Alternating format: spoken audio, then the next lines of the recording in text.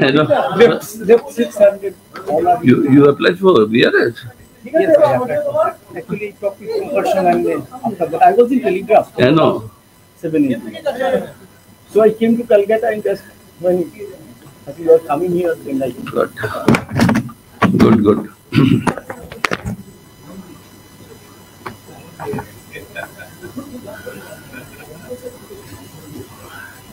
So shall we begin? Once again, okay.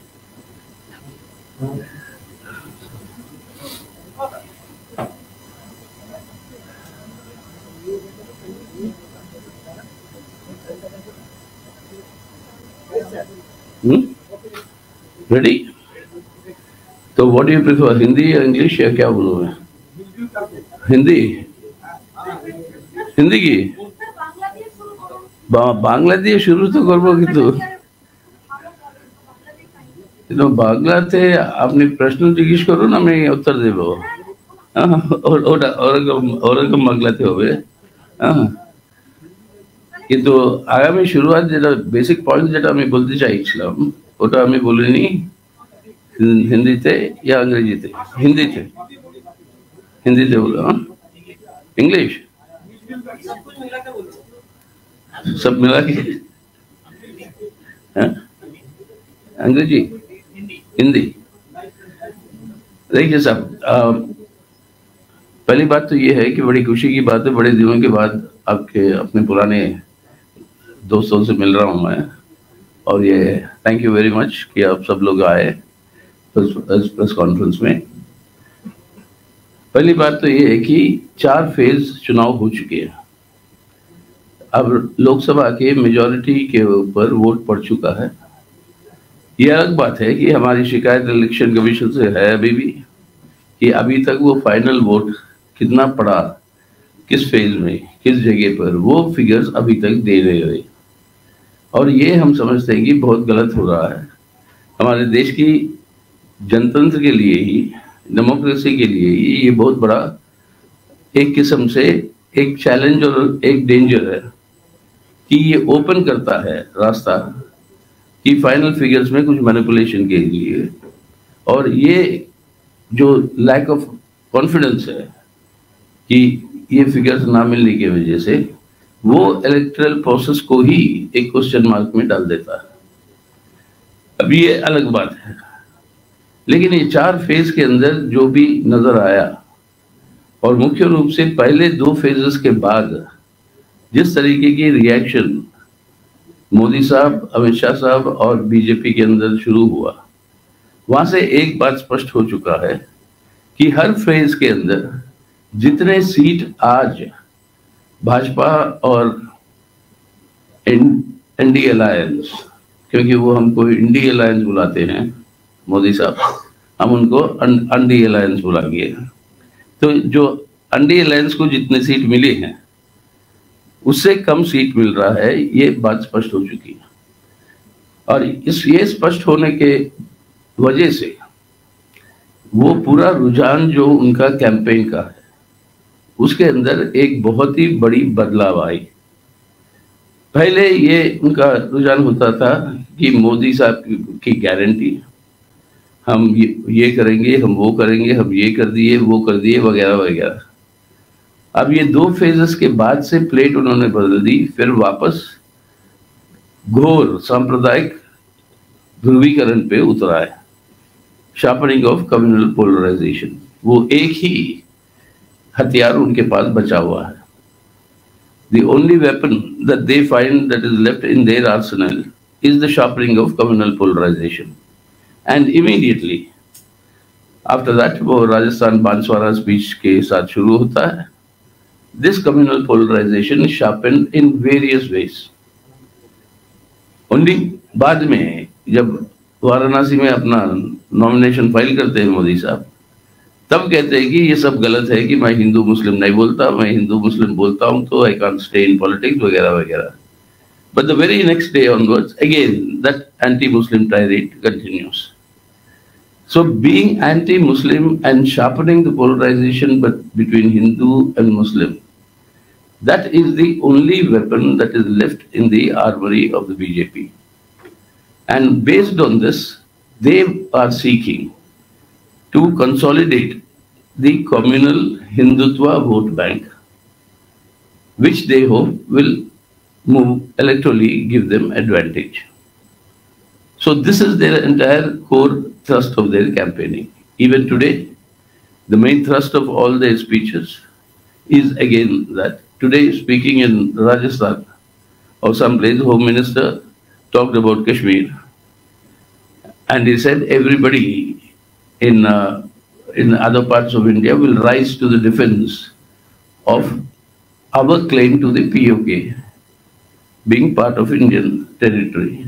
Fine. But then what is the meaning of raising all these issues? Anti-Pakistan, anti-Muslim, and therefore consolidate the Hindutva communal vote bank. So given this, it is clear now that 400 par slogan has been abandoned. अब 300 या 272 से भी कम आज जो है anti alliance को आने का जो उम्मीद अब जो ट्रेंड्स जो नजर आ रहे हैं उससे स्पष्ट है कि वो 250 से आगे जो है एंटी अलायंस आगे बढ़ नहीं पाएगी। दूसरी ओर से जो समर्थन इंडिया ग्रुप के ब्लॉक के पार्टियों को जो मिल रहा है पूरे देश भर में, उससे ये स्पष्ट है कि इंडिया ब्लॉक ऑलरेडी हमारे हिसाब से 300 से ज्यादा सीट पर विजय हासिल करने की पोजीशन में पहुंच चुकी है। सो एक वैकल्पिक and alternate secular democratic government at the centre that looks like in the making, and that is what these trends indicate so far. So the more the BJP is falling back and Modi are falling back on communal polarization is an indication of their desperation at the moment. Now this is one important aspect that we'll have to note in these elections. दूसरी बात यह है कि यहाँ पे आके मैं भी बहुत परेशान हो रहा था आपके तृणमूल कांग्रेस के अध्यक्ष के भाषणों को सुनते हुए कल से, और अभी एक भाषण सुन रहा था उनकी जहां पर वो कहती है कि इंडिया ब्लॉक को उन्होंने स्थापना की, माने it was the creation of Mrs Mamata Banerjee, chief minister of West Bengal. Then we all know all those who have formed this bloc from the beginning, from April last year, for the first meeting we had in Patna. What has been the roles of various parties? And always it was Nitish Kumar ji and Mamata Banerjee. That was the importance of how to handle them was the basic issue all along. One has left the India bloc, that is the JDU and Sir Nitish Kumar. And for the last 3 months or so, there's been absolutely no, in the sense of cooperation with the India bloc and the Trinamool Congress. And the Trinamool Congress's refusal to cooperate with the India bloc and its various activities. That was very obvious. All of you also have been reporting during the last few months. Now suddenly you find this happening and claims that we are forming the India bloc and to say that we will provide outside support. Our outside support is till now I've maintained that it is the patented intellectual property right of the CPIM and the left parties. Whether it is the Devagowda government, whether it is the VP Singh government, or from there all the governments, the outside support concept has always been given by us. And we have been there. Outside support means we won't be part of the government, but we will support the government on the basis of a agreed agenda, which was the common minimum program. So by saying that I'll provide outside support, the Trinamool Congress is saying that it will not be part of the government. That is very clear. So if that is the case, on what basis will you form that government? What is being claimed? All these contradictory things emerge, and therefore there's some other pressure that seems to be working of them to associate with the India group, India bloc, saying that they are not separate. Now, this is the reality that they'll have to answer what they mean by all that.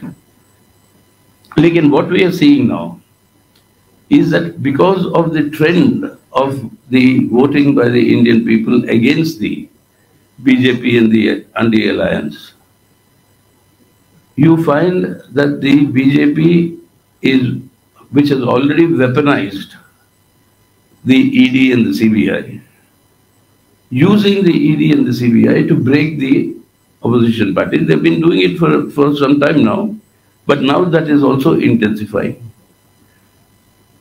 In many cases, opposition party के leaders को वो अपने BJP में शामिल कर लेते हैं, और एक बार शामिल हो जाता है सब केस गायब हो जाता है, कोई केस उनका बचता नहीं, सब सत्य हरिश्चंद्र बन जाते हैं, जिनके ऊपर कई सारे केसेस जो है वो इन्वेस्टिगेट हो रहे थे। अब ऐसे है कि बीजेपी के आज इस चुनाव में 106 कैंडिडेट्स है who are contesting as BJP candidates for the parliament who have come from other parties, जो दूसरे पार्टी से डिफेक्ट करके बीजेपी ज्वाइन किए हैं अपने आप को बचाने के लिए। 106 कैंडिडेट्स है। तो इस तरीके से जो कर रहे हैं, एक तो डायरेक्ट धमकी है कि आप अपना पार्टी छोड़ के बीजेपी में शामिल हो जाओ कई जगह पर, और ये देखा हमने दक्षिण में भी कई सारे ठोस परिस्थितियां होते हैं जहां पर अपने पार्टी को छोड़कर अगर बीजेपी में शामिल हो जाते हैं तो सीधा सीधा उनका माइनॉरिटी से अलग हो जाते हैं, बीजेपी के कम्युनल एजेंडा के साथ वो जुड़ जाते हैं। अगर माइनॉरिटीज से अलग होकर बीजेपी के कम्युनल एजेंडा से जुड़ जाते हैं तो उनके लिए चुनावी इलेक्टोरल नुकसान है। तो एक तरफ से छोड़कर मत जाना बीजेपी के अंदर, ताकि ये एफर्ट करें कि माइनॉरिटीज को भी उनका सपोर्ट भी हम हासिल कर सके, लेकिन डील करना कि किस तरीके से बीजेपी को हम मदद करेंगे, ये भी प्रक्रिया हमने देखा। We've seen this in many of the South Indian states and many parties there, where in order not to lose the support of the minorities, because joining with the BJP directly means being completely communal and anti-secular, and therefore anti-minority.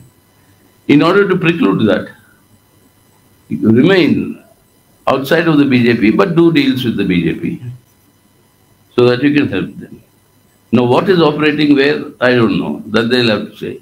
But the fact remains that there's also a history of the TMC. It has been associated with the NDA many times earlier. Mrs. Mamata Banerjee herself was the union minister a number of times.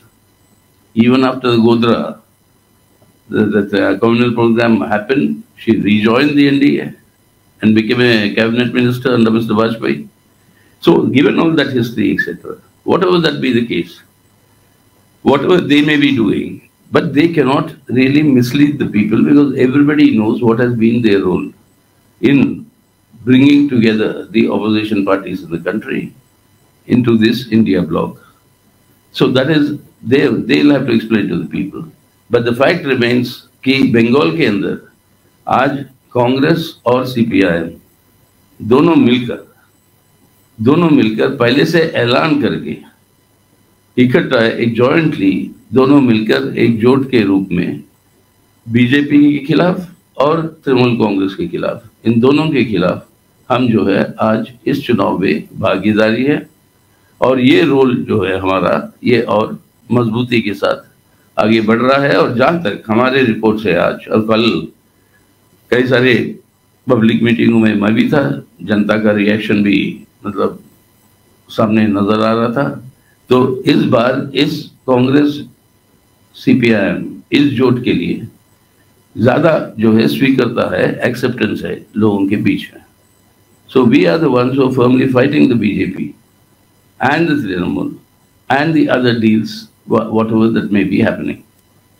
So BJP join करोगे तो cases सब withdraw हो जाते हैं ED CBI के, BJP बिना join किए BJP को मदद करने की रुझान अपनाते हो तो वो केस जो है परस्यू नहीं होते हैं।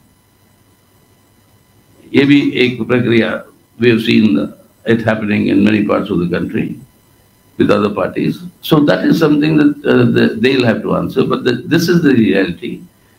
BJP and Congress and the CPIM and the Left Front, we are together today in taking on the BJP and the Trinamool Congress in Bengal.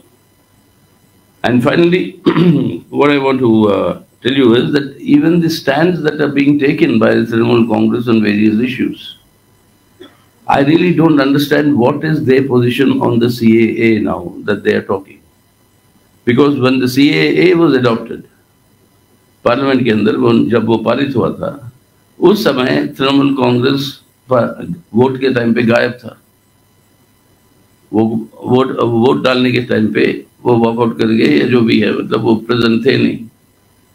तो अब ये अपोज कर रहे हैं सीएए को या सीएए को सपोर्ट करेंगे लेकिन एनआरसी को अपोज करेंगे। अब ये तो हो नहीं सकता।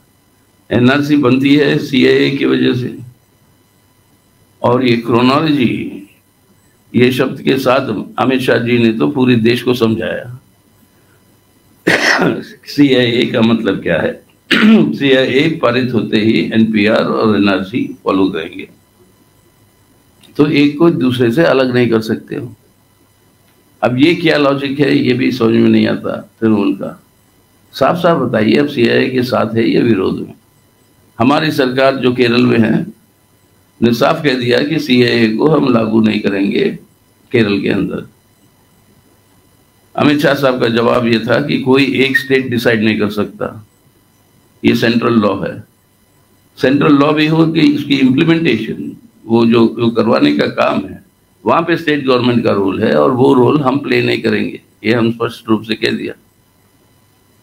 और पहला जो असेंबली है पूरे देश में, केरला का असेंबली, जिसने सीएए के खिलाफ एक रेजोल्यूशन भी अडॉप्ट किया। अब वो सब हमारे रुझान स्पष्ट है उस पर। अब इनकी रुझान क्या है, किस तरीके से ये कंफ्यूजन कर रहे हैं, वही बताया।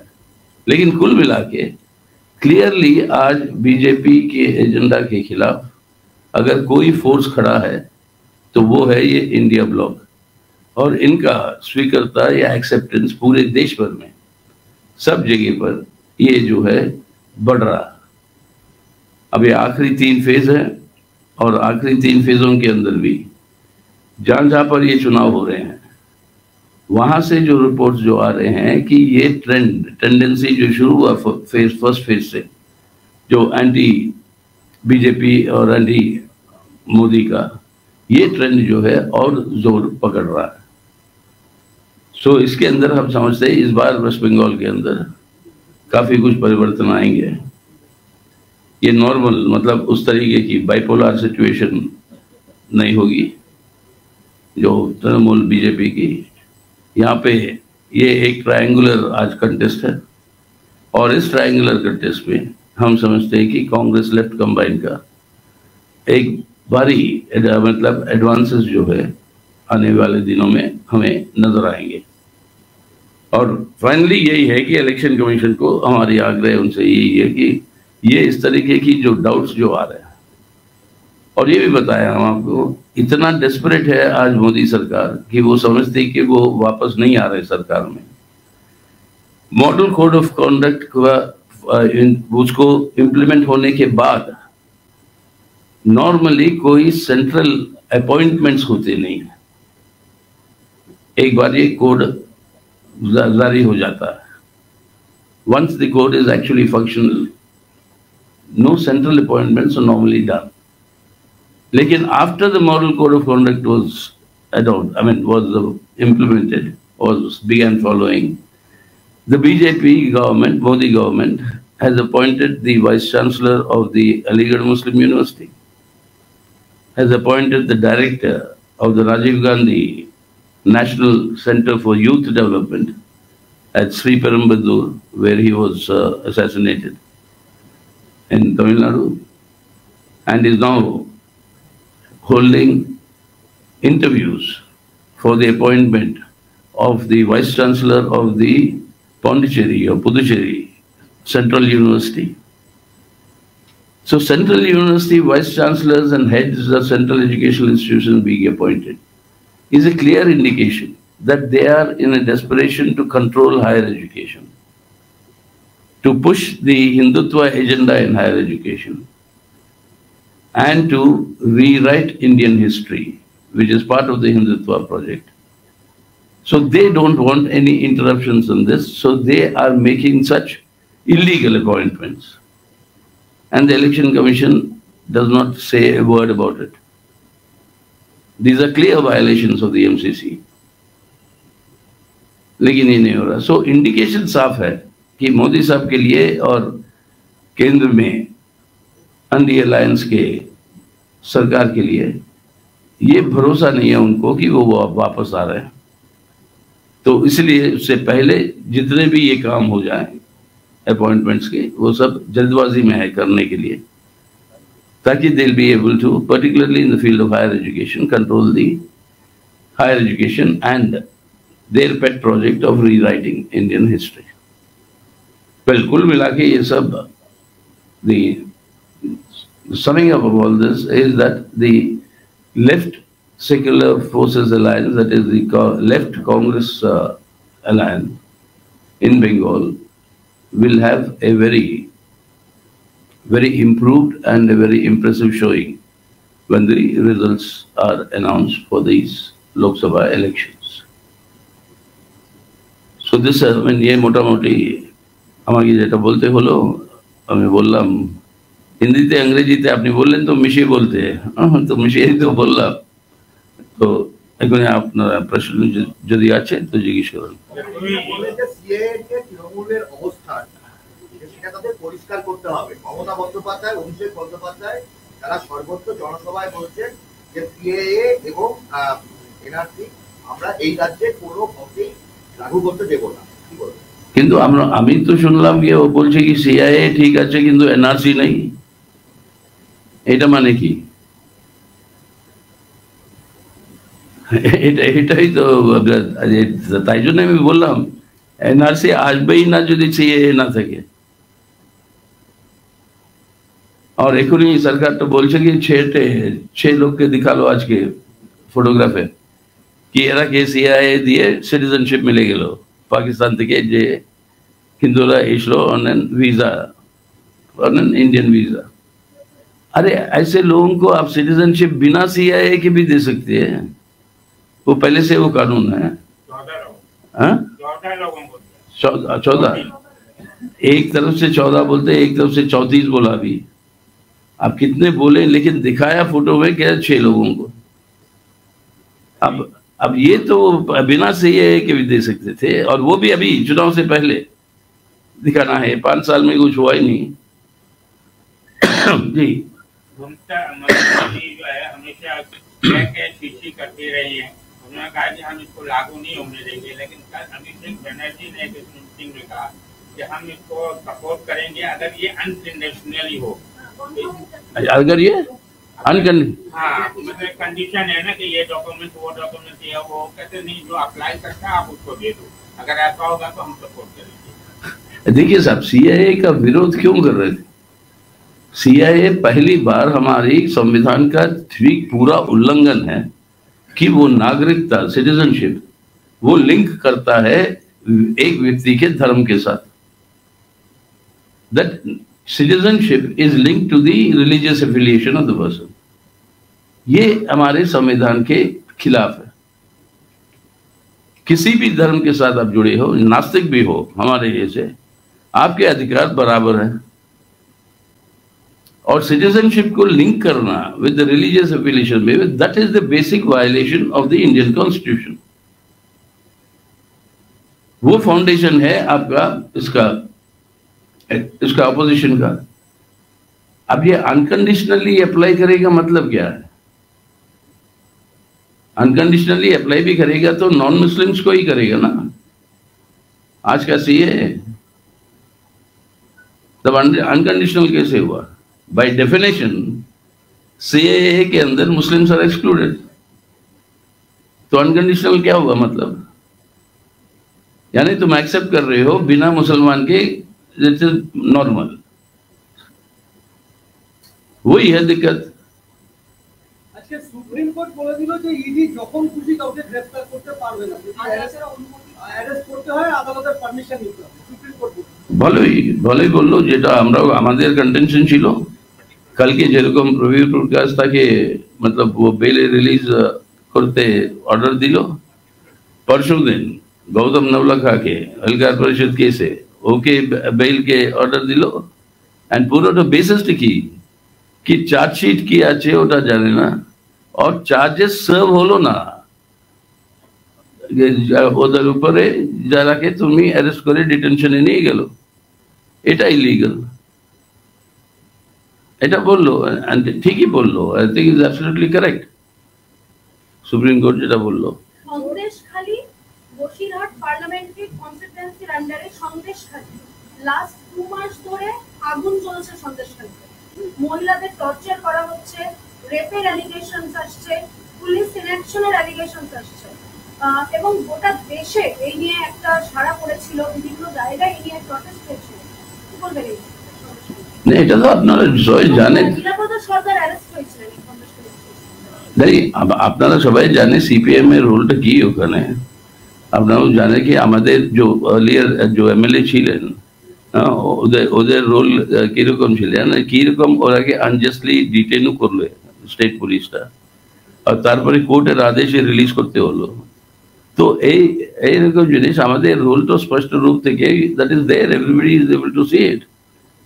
আমরাও এটা সব ব্যাপারে আমরাও আগে থেকেই এক্সপোজ করতে এসলাম, কিন্তু অ্যাডমিনিস্ট্রেশন ওর হাতে ছিল, পুলিশ ওর হাতে ছিল, और যেরকম এটাকে সপ্রেস করলো ওটা সবাই দেখছে, और that is what people will react positively against it. আজকে মমতা ব্যানার্জি বলছেন যে নন্দীগ্রামের সময় সিপিএম এর সঙ্গে মিলে শুভেন্দু অধিকারী গুলি চালিয়েছেন এবং তারপরে বাবা ছেলে তারা লুকিয়েছিলেন 15 দিন। মমতা ব্যানার্জি জন্য তারা আজকে আরে যে চাই ও বলে ভাই, मतलब ডেমোক্রেসি আছে, ওটাকে বলতে চাই তো বলতে থাকে, কিন্তু মিথ্যে কথা বলে কিছু লাভ নেই। কে হলো কি হলো নন্দীগ্রামে, কি হলো ওই সময়, কি হলো সিঙ্গুরে, ওটা সব অলরেডি পার্ট অফ হিস্ট্রি, সবাই জানে। আজকে ও কথাকে তুলে আবার আপনি মিসলিড করবার জন্য চেষ্টা করছো। হ্যাঁ,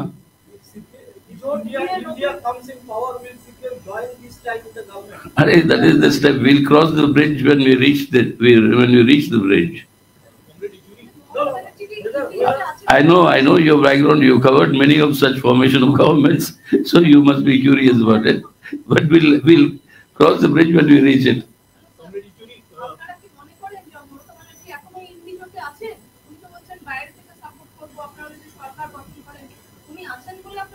देखिए আমি যেটা বললাম আপনাকে, অনেক মাস থেকে ও ইন্ডিয়াকে মিটিংসে আসছিল না, এখনই বলছে ও ইন্ডিয়াতে আছে। আজকে তো বললো কি ইন্ডিয়াকে ওই ফর্ম করলো, ওদের জন্যই তো ইন্ডিয়া ফর্ম হলো। अब কি বলি, এক পলিটিক্যাল নেতা এরকম ক্লেমস করে তো ওদের উপরে কমেন্ট করবার আমি ভাবি কিছু দরকার নেই। কিন্তু ও যখন বলছে কি আমি বাইরে থেকে সাপোর্ট করব, ওটা ক্লিয়ার ইন্ডিকেশন আছে কি ইন্ডিয়া ব্লককে যদি গভর্নমেন্টও ফর্ম হবে তো ও গভর্নমেন্টে পার্ট হবে না, তখনই তো বাইরের সাপোর্ট আছে। তখন গভর্নমেন্টে পার্টি হবে না তো ও গভর্নমেন্টকে এস্টাবলিশ করবার কিরকম করবে? তো এই সব কন্ট্রাডিक्शंसটা, তাই জন্য আমি বলছিলাম कि एक तरफ से वो दिखाना चाहते कि इंडिया के खिलाफ नहीं है, क्योंकि इंडिया के खिलाफ होने से उसका परिणाम अलग से पड़ेगा समाज के अंदर। कई सारे तत्व जो है वो उनके समर्थन में नहीं उतरेंगे, खासतौर से माइनॉरिटीज में, और दूसरी तरफ से इंडिया के साथ पूरा जुड़ना भी नहीं चाहते हैं। सेम रोल आप लोग भी प्ले कर चुके हैं यूपीए गवर्नमेंट के समय 2007 कैसे? हम तो उनके कोर कमेटी में थे, कोऑर्डिनेशन कमेटी बना, उनकी कॉमन मिनिमम प्रोग्राम ड्राफ्ट करने में वो ड्राफ्टिंग कमेटी के मेंबर थे। बिना हमसे पूछे हुए उस समय जो पुराने पत्रकार है वो बताएंगे आपको कि वो कुछ संभव था नहीं, वो सरकार नहीं बन सकता था बिना वामपंथी ताकतों की पूरी भागीदारी। एक आपके यूपीए लेफ्ट कोऑर्डिनेशन कमेटी था जो एक बैकबोन था उस सरकार का, तो वही रोल नहीं है। एक तरफ से कहे कि हम जो है उसके साथ हैं, दूसरे तरफ से कहे कि हम बाहर हैं। You have been talking about the election commission not releasing the final figures. So, is there any step that the CPIM can take regarding this? Well, the only step is public pressure. The courts, unfortunately, because election commission is also a statutory constitutional body, when the election process is on, normally the courts do not interfere till the process is over. That is why even when you contest an election for malpractices, all those cases are heard once the election process is over. So that is the case we are exploring the legal possibilities of what can be done. But there are constraints imposed by the constitutional order that we have. But one is, of course, the public pressure will have to be mounted on them. And that is being done.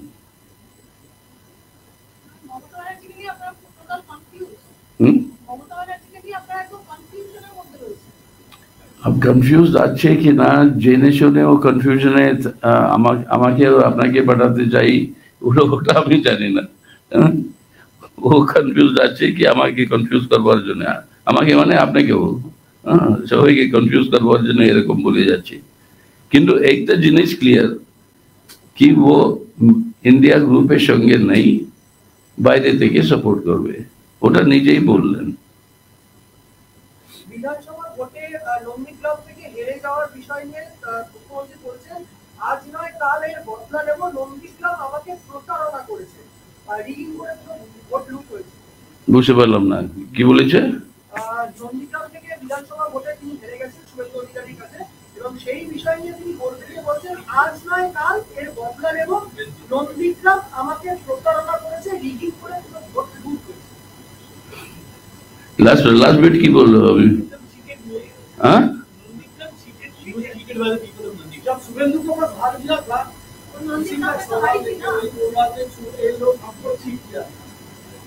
तो क्या नंदीग्राम वापस जीतेंगे वो कह रहे हैं? वो बदला लेके रहेगी, बदला लेगा यार, उनकी राजनीति तो बदला लेने की ही तो है, मतलब उसीलिए तो ये आतंक और टेरर के आधार पर चलाते हैं।